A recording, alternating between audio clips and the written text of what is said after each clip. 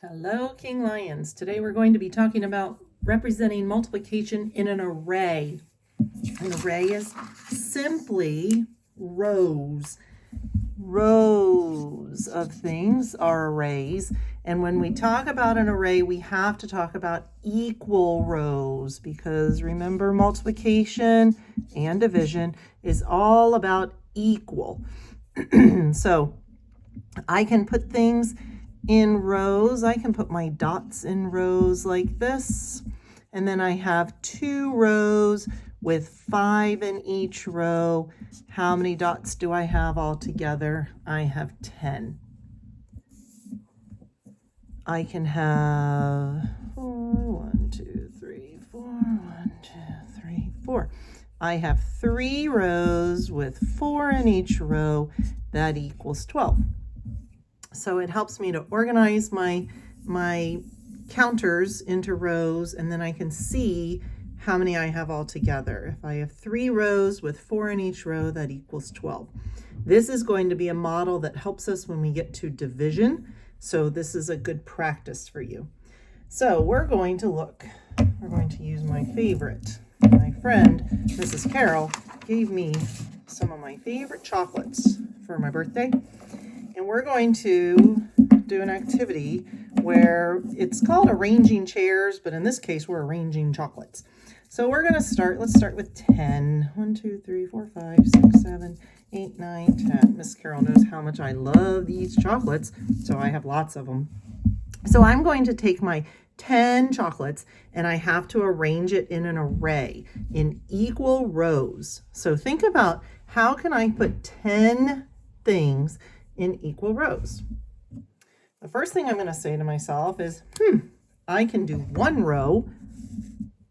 I can put all 10 in one. Well, maybe I can if it fits on my space here.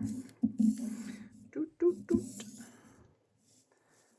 So I now have 1 row with 1, 2, 3, 4, 5, 6, 7, 8, 9, 10. 1 row of 10 is the problem. 1 times 10 equals 10.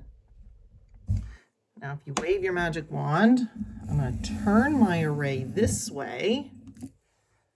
Now, I know you can't see all of this. I have 10 rows with 1 in each row. So 10 rows times 1 in each row equals 10. So that's 2 ways that I can model my set of 10. Think about another way. Well, I know 10 is an even number, and if it's an even number, that means I can put everybody with a pair. Now I have 2 rows with 5 in each row. So we have to know the term rows go across, columns go up and down. So I have 2 rows. How many in each row? 5. 2 times 5 equals 10. I wave my magic wand and turn it this way. Now I have 5 rows with 2 in each row equals 10. Same product, different picture. Can I do 3? I want to put 3 in a row. So in order to figure that out, I'm going to put 3. Then I'm going to put another 3 and another 3. But then what do I have? I have 1 left over. So this would not be an array because they're not equal rows. I would have 3 in a row with 1 left over. So in 3rd grade, we would not do that type of problem. That would be a 4th grade problem. So we're not going to do that. Let's try, I think I brought 20 pieces. Let's see if we can put 20 pieces in an array. And then when the video's done, while it's uploading, guess what I'm going to be doing? You guessed it, I'm going to be enjoying some Hershey chocolate. All right, so now I have 20 pieces of chocolate.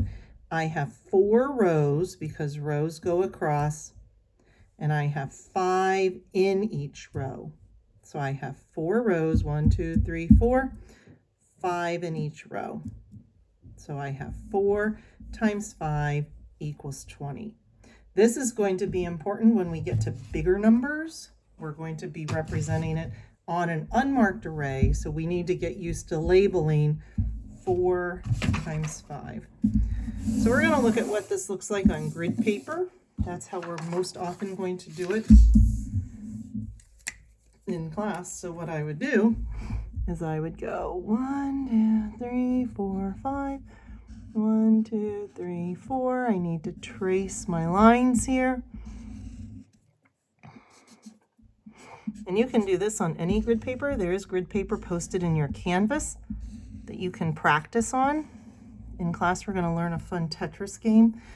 So I have 4 and 5. I have 4 rows, 5 in each row. 1, 2, 3, 4, 5. How many do I have all together? 4 times 5 equals 20. If I have 1, 2, 3, 4, 5, 6, 7, 8. Let's put 8 in a row. I have 2 rows. Look, 1, 2, 3, 4, 5, 6, 7, 8. I have 2 rows.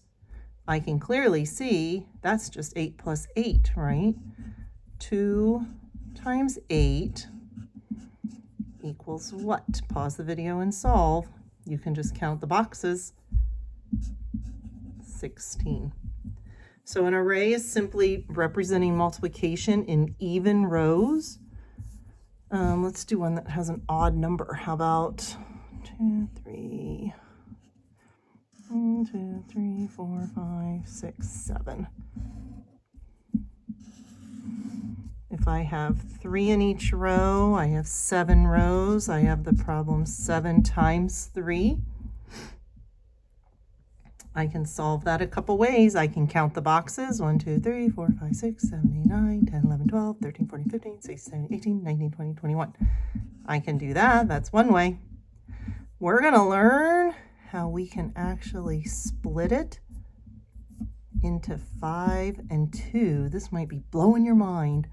3 times 2, I have 6 here, 15 here. That way I'm using what I know. 15 plus 6 is 21. So that's another way that we'll be using the array to solve problems. So we can use the array to solve, we can use the array to represent. Make sure that you're able to look at an array. If you don't like to solve it that way, that is fine, but you need to be able to look at an array and tell what problem is being modeled. So happy arraying.